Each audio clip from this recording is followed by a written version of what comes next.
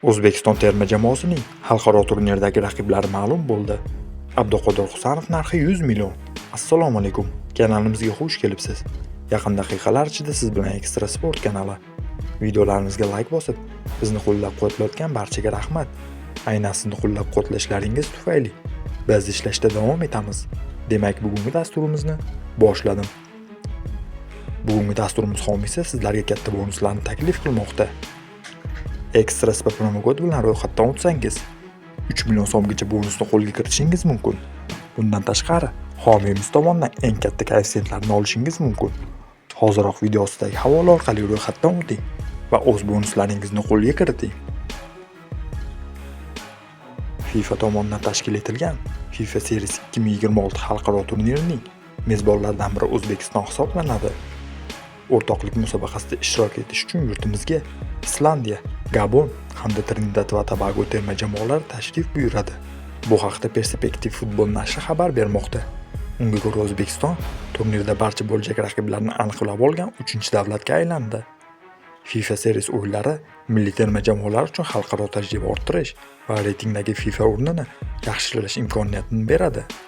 Ma'lumot uchun musobaqa joriy yilning mart va aprel oylarida o'tkazilishi rejalashtirilgan. Abduqodir Husanov narxi 100 millionga chiqadi. Gap shundaki, kanalimiz Manchester City'ning ijtimoiy tarmoqdagi rasmiy sahifalarida Abduqodir Husanov haqida muxlislar bildirayotgan fikrlarni o'rganib chiqdi va ulardan ayrimlarini tomoshabinlar e'tiboriga havola qilishni davom ettiradi. Farid Husanovning narxi yaqinda 100 million yevroga chiqadi. Emmanuel Simboko Husanov va Aleinga o'zini ko'rsatishlari uchun imkon berishda davom etish kerak. Nijabulu Mapapo Husanov va Alein bor ekan, Mark Gehini olib nima qilamiz? Hashim Saidi markaziy himoyachilardan ajoyib ijro. Robert Kariku Husanov biz o'ylaganimizdan ham zo'r ekan. Tende Kanduguri hamma bilgandek yosh ikki markaziy himoyachi vazifasini uddalayapti. Ayniqsa Husanovning qanday o'zgarib borayotgani meni hayratga solmoqda. Birinchi o'yin yaxshi eslayman. Boshida uni yoshligini inobatga olib, to'pni uzatishmas edi. Hozirgi o'yinga qarang, butun himoyani nazorat qilib, uni boshqarmoqda. Hammasi juda ajoyib ketmoqda. Qadrli do'stlar, siz Manchester City muxlislari fikriga qanday qaraysiz? Haqiqatan ham bu ketishda Abduqodir Husanov narxi 100 million yevrodan oshadimi? Shuningdek, O'zbekiston milliy terma jamoasi Islandiyani mag'lub eta oladimi?